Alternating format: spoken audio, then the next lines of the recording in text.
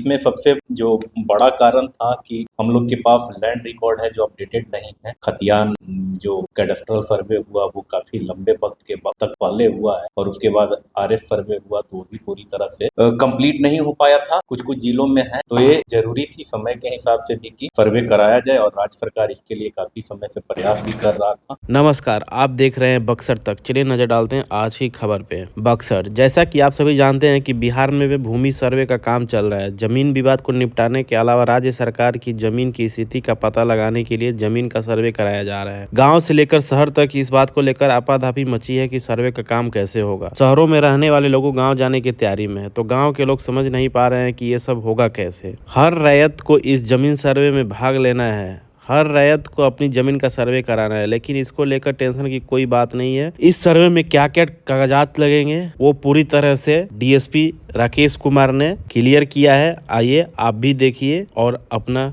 कागजात दस्तावेज पूरी तरह से तैयार कर लीजिए। पहले तो बता दें कि सर्वे खास करके जिला प्रशासन के लिए बहुत ही आवश्यकता था और आम जनता के लिए भी बहुत जरूरी था। आप देख रहे हैं कि आए दिन भूमि विवाद के जो मामले बढ़ रहे हैं और उससे अपराध भी बढ़ रहा है। तो इसमें सबसे जो बड़ा कारण था कि हम लोग के पास लैंड रिकॉर्ड है जो अपडेटेड नहीं है।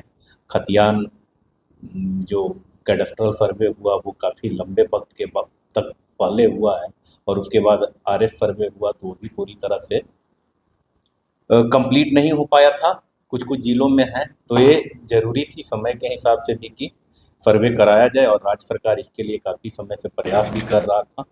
तो अब सर्वे का काम शुरू हो गया है। इसको लेकर के बहुत सारी भ्रांतियाँ भी हैं जिसको आम जनता जानना भी चाहता है और कुछ लोगों में गड़बड़ाहट भी है, कुछ अंदेशा भी है कि कौन कौन सा प्रपत्र जमा करना है। तो इस संबंध में हम लोग का सर्वे का काम शुरू हो गया है और आम सभा भी हर मौजूद में कराया जा रहा है और क्या क्या उनको दस्तावेज देना है ये भी बता दिया जा रहा है उनको। सोशल मीडिया के जरिए कुछ अलग अलग तरह की भ्रांतियां हैं कि कुछ अलग तरह का डॉक्यूमेंट देना है, तो आम जनता को है कि पूरे पारदर्शी तरीके से है और जो भी दस्तावेज उपलब्ध कराना है उनको बता दिया गया है। जैसे एक उदाहरण के तौर पे देखिएगा तो अभी मेरे कार्यालय में भी वंशावली को एफिडेविट कराने के लिए काफ़ी संख्या में लोग आ रहे थे, जबकि स्व अभिप्रमाणित प्रति ही उनको उपलब्ध कराना है। सादे कागज़ पे अपना अगर वंश वृक्ष बना करके दे देते हैं वो, तो वो भी हम लोग उसको कंसीडर कर रहे हैं और विभाग के द्वारा भी यही कहा जा रहा है कि आप स्व अभिप्रमाणित ही दें, किसी तरह का एफिडेविट वगैरह देने की आवश्यकता नहीं है। सर वंशावली में बताया गया कि सरपंच से कराना होता है, तो उसके लिए सरपंच नहीं, सरपंच से कराने का तो वंशावली का है। अभी जो रिक्वायरमेंट है जो आप सेल्फ अटेस्टेड करके दे सकते हैं, आप सिर्फ ये अभिप्रमाणित कर दे रहे हैं कि मेरे द्वारा वंशावली दिया गया है, बस उसी का रिक्वायरमेंट है। सर लोगों के दिमाग में इस सर्वे को लेकर के तमाम सवालात हैं जो आपसे आज बात करेंगे। सर सर्वे का सर टाइम लाइन कितने दिन का? राज्य सरकार के द्वारा और अभी विभाग के द्वारा 1 साल का वक्त तय किया गया है कि 1 साल में हम लोग कंप्लीट कर लें। सर किन किन चरणों में क्या क्या काम होगा? पहला चरण है, जैसे पहले तो जागरूकता फैलाना था कि आम लोग जान जाएं कि हमारा सर्वे शुरू हो गया है और इस संबंध में अपना है जो दावा प्रस्तुत करें वो। तो हर मौजों में आम सभा किया जा रहा है। कुछ कुछ अंचल में मौजों की संख्या अधिक है तो इसके चलते कुछ समय अधिक लग रहा है, लेकिन 1 सप्ताह के भीतर खास करके जो हमारा अनुमंडल क्षेत्र है सभी जगहों पे आम सभा की बैठक कंप्लीट हो जाएगी और उसके बाद है जो फिर ऑन स्पॉट जा कर के हमारे अमीन जाएंगे, हमारे कानून हो जाएंगे, सहायक बंदोबस्त पदाधिकारी भी होंगे और वहाँ पे जा कर के टाइमलाइन आप समझ लीजिए। पहले मैं ठीक से ही ये कर दूँ, पूरा बता दूँ जी। एक तो हो गया पहले आम सभा कराना, आम सभा कराने के बाद उनसे इंफॉर्मेशन कलेक्ट करना है रैयतों से, रैयत को देना है प्रपत्र भर करके। प्रपत्र 2 में सबसे पहले उनको देना है कि उनके द्वारा जो भूमि है जो धारित कर रहे हैं भूमि को, तो उसके संबंध में विवरणी हम लोग को प्रस्तुत करेंगे। साथ में उनके साथ जो साक्ष्य उपलब्ध होगा, जैसे ऑनलाइन रसीद हो या ऑफलाइन रसीद है, जो भी उपलब्ध उनके पास है उसका प्रति दे देंगे। अगर खतियान है तो खतियान दे देंगे, अगर कोई ज़मीन खरीद किया गया है, क्रय किया गया है उनके द्वारा, तो डीड का कॉपी उपलब्ध करा देंगे हम लोग को। अगर बदलैन किया गया है उस स्थिति में भी हम लोग को डीड का कॉपी उपलब्ध करा देंगे। अगर उनको ये हो गया है, जैसे आप समझिए इसको, जैसे मर गए हैं, कोई जमाबंदीदार जो हैं उनकी मृत्यु हो चुकी है, तो उनका वंशावली चाहिए। ये अब वंशावली है जो अभी प्रमाणित खुद से ही करके देना है, ऐसा नहीं है कि मतलब किसी एग्जीक्यूटिव मजिस्ट्रेट से या किसी से करा करके देना है। तो यही सब जो कागजात हैं उनको देना है, और इसमें कोई हड़बड़ाना नहीं है कि हम ये कागज़ नहीं दिए, वो कागज़ नहीं दिए। जब ये दे देंगे प्रपत्र 2, प्रपत्र 3 में जो इन्फॉर्मेशन उनसे बेसिक इन्फॉर्मेशन चाहिए होगा वो हम लोग को प्राप्त हो जाएगा। तो उसके बाद हम लोग ऑन स्पॉट वेरिफिकेशन करेंगे, उसका जा कर के देखेंगे कि ये दखल कब्जा वगैरह किसका है, और अगर छूट गया है कोई कागजात तो उस समय भी वो उस समय दे सकते हैं। सर, आम रैयतों को कौन कौन सा प्रपत्र भरना है? प्रपत्र 2 और प्रपत्र 3 है। प्रपत्र 2 में वही है कि बेसिक इन्फॉर्मेशन जो है कि उनके पास कौन कौन से खाता, कौन कौन से प्लॉट में कितनी कितनी भूमि है, रकबा क्या है, उसका विवरण देना है। उसका साक्ष्य जो उनके पास उपलब्ध होगा वो लगा करके दे देंगे। और प्रपत्र 3 में है जो उनका वंशावली है उसको भी प्रमाणित करके उसको दे देना है। सर, जो जमाबंदी रसीद कटवा रहे हैं, ऑनलाइन भी कटवा रहे हैं, उनको क्या करना है इस सर्वे में? जमाबंदी तो कटा रहे हैं तो जमाबंदी उनका चल रहा है। अगर ऑनलाइन रसीद उनका कट रहा है तो अगर मान लेते हैं कि अगर कोई और पक्ष है जो उस पर दावा प्रस्तुत करेगा तो अपना साक्ष्य प्रस्तुत करेगा कि नहीं भाई मेरा दावा है और मेरे दखल कब्जा में है, चाहे जो है, तो उस विवाद का भी निपटारा किया जाएगा। सर, जिनके पास केवाला है, दाखिल खारिज नहीं करवाए हैं, उनको क्या करना है? जिनके पास केवाला है, दाखिल खारिज नहीं कराया है, नहीं, दाखिल खारिज के लिए तो अगर केवाला है तो पहले तो आवेदन वो देते हैं ऑनलाइन म्यूटेशन के लिए, उनको तो दाखिल खारिज कराना ही है। दूसरी तरफ जब टीम जाएगा वहाँ पे ऑन स्पॉट जाएगा तो वो देखेगा कि इस पर कब्जा किसका है। कब्जा मान लेते हैं कि जो खरीदार हैं उन्हीं का कब्जा है, या जो जिनसे खरीदे हैं उनका कब्जा है, तो उस समय भी वो अपना दस्तावेज दे सकते हैं, डीड का कॉपी वगैरह जो भी। सर, जो लोग सरकारी ज़मीन पर बसे हैं हाँ, और भूमि उनकी नहीं है, उनको क्या होगा इस सर्वे में? 2 चीज़ है। एक तो कि अगर सरकारी ज़मीन पे बसे हैं तो ऑथराइज रूप में बसे हैं कि नहीं, उसका बंदोबस्ती उनको किया गया है कि नहीं। अगर सही में कोई भूमिहीन है जिनको आवासीय भूमि उपलब्ध नहीं है तो हम लोग का प्रावधान है, सरकार का विभाग का प्रावधान है कि उनको हम लोग आवासीय भूमि उपलब्ध कराते हैं।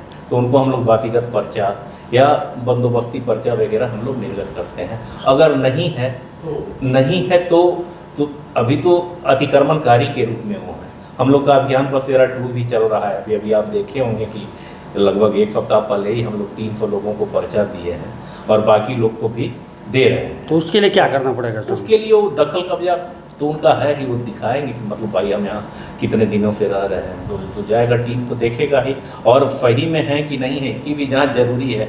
वो तो बाकी जो हमारे अंचल के कर्मी हैं, राजस्व कर्मी हैं, चाहे अंचलाधिकारी हैं, वो जांच करेंगे कि एक्चुअल में भूमिहीन है कि नहीं है। सर, कुछ रैयती ज़मीन का विवाद आता है जिस पर दखल किसी और का होता है और ऑनर किसी और होता है, इसमें क्या किया जाएगा? नहीं, दखल किसी और का है, वो दखल कैसा है, मतलब दखल उसका वैध है अवैध है। मान लेते हैं कि भाई वो हमारे कोई पटीदार हैं, हमारे ही बम वृक्ष के हैं और कुछ पार्टीशन से रिलेटेड इशू है, तो ये देखना है। मेनली ऐसा नहीं है कि मान लेते हैं कि उनको कोई मतलब ही नहीं आकर के कब्जाए हुए हैं, तो उसमें एक एडवर्स पोजीशन का बात रहता है।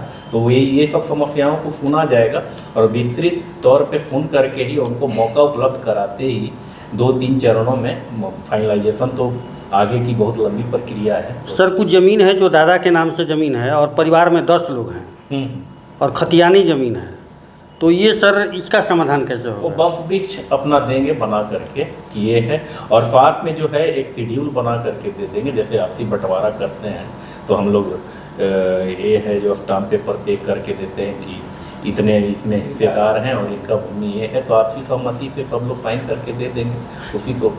सर, कुछ अशिक्षित रैयत भी हैं जिसमें SC ST समुदाय के अधिकतर लोग हैं, सर उनको फार्म भरने नहीं आता, तो उनको किस प्रकार से जिला प्रशासन? जो हमारा टीम जाएगा, इसीलिए तो आम सभा भी हम लोग करा रहे हैं और ये जो कैंप हम लोग का होगा, हर एक अंचल स्तर पे कैंप होगा, जो कागजात उनके पास उपलब्ध होंगे वो आ जाएंगे, हमारे जो कर्मी होंगे उनको सहायता प्रदान करते हुए फॉर्म वगैरह फिल करा। सर सवाल एक और है कि अगर सर्वे में अमीन गलत तरीके से चढ़ा देता है तो फिर इसमें क्या होगा, ये निपटारा कहाँ करवाएंगे? निपटारा अभी तो वही बता रहे हैं कि अगर पहला तो है कि स्पॉट वेरिफिकेशन है, उसके बाद खाना पूरी होता है, खाना पूरी होने के बाद फिर वो प्रकाशित होगा, प्रकाशित होने के बाद बोलेगा भाई कि आप अपना इसको चेक कर लीजिए ठीक है कि नहीं, अगर कोई त्रुटि है तो उसमें दावा आपत्ति देंगे, दावा आपत्ति देने के बाद फिर से प्रकाशन होगा, उसको ये करेंगे तो फिर दूसरे बार फिर दावा आपत्ति मांगा जाएगा, उसके बाद फिर 2-3 चरणों के बाद फिर फाइनलाइजेशन होगा उसका। सर जो सर्वे हो रहा है ऑनलाइन, वो ऑनलाइन होगा, वो कितना पारदर्शी होगा?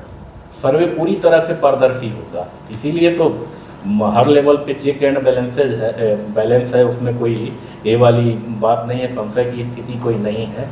और अब टेक्नोलॉजी का भी युग है तो मतलब पारदर्शिता तो बरकरार ही देख रहे हैं कि सारा प्रक्रिया ऑनलाइन है, तो कोई भी कहीं से। सर पिछला रिविजनल सर्वे हुआ था जिसमें कई त्रुटियां थी, और इस बार जिस पर कई लोगों का टाइटल शूट भी चल रहा है, और अभी जो सर्वे होगा सर स्पेशल सर्वे है शायद, तो इस सर्वे को सर कितना आप सही मान रहे हैं?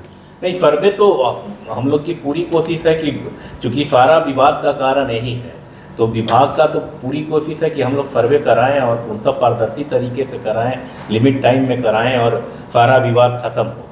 तो इसमें कोई संशय की स्थिति नहीं है। पहले समय मतलब आप RS सर्वे के टाइम में देखिएगा तो थोड़ा सा टेक्नोलॉजी वगैरह का बहुत ज़्यादा इस्तेमाल नहीं था, अभी टेक्नोलॉजी वगैरह का भी ज़्यादा इस्तेमाल होने लगा है।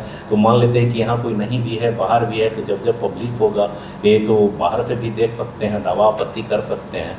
तो और सुनने का पूरा समय देते हुए सभी पक्षों को सुनने के बाद ही कोई निर्णय लिया जाएगा, और उनके प्लॉट का उनका जो टाइटल है या जो खतियान में जो एंट्री होगा उनको पर्याप्त समय दे करके सुन करके ही किया जाएगा। सर कुछ ऐसा भी स्थिति आता है जैसे कि आपदा आ गया, आग लगी हो गया, सारा डॉक्यूमेंट उसका जल गया, तो वो क्या करेगा? तो डॉक्यूमेंट उनके पास से जल गया, अंचल में तो रिकॉर्ड है ही ना, अंचल से अपना प्राप्त कर लेंगे। अंचल से भी कुछ ऐसा समस्या आता है सर कि वो पेज ही खत्म हो गया? तो कुछ तो अपवाद की स्थिति होगी तो उसको विशेष तौर पे सुन करके ही वो किया जाएगा, उसके लिए अलग से समय दे करके जो हमारे सहायक बंदोबस्त पदाधिकारी रहेंगे, कानून वो रहेंगे उस पर। सर कुछ ऐसे भी लोग हैं जो यहाँ से चले गए हैं और ज़मीन उनका है, उनके पास केवल कागज़ ही हैं, तो उनके लिए क्या सलाह कागज़ अभी तो ऑनलाइन माध्यम से भी ऐप वगैरह भी शायद विभाग का डेवलप हुआ है, तो उससे भी कर ही सकते हैं वो।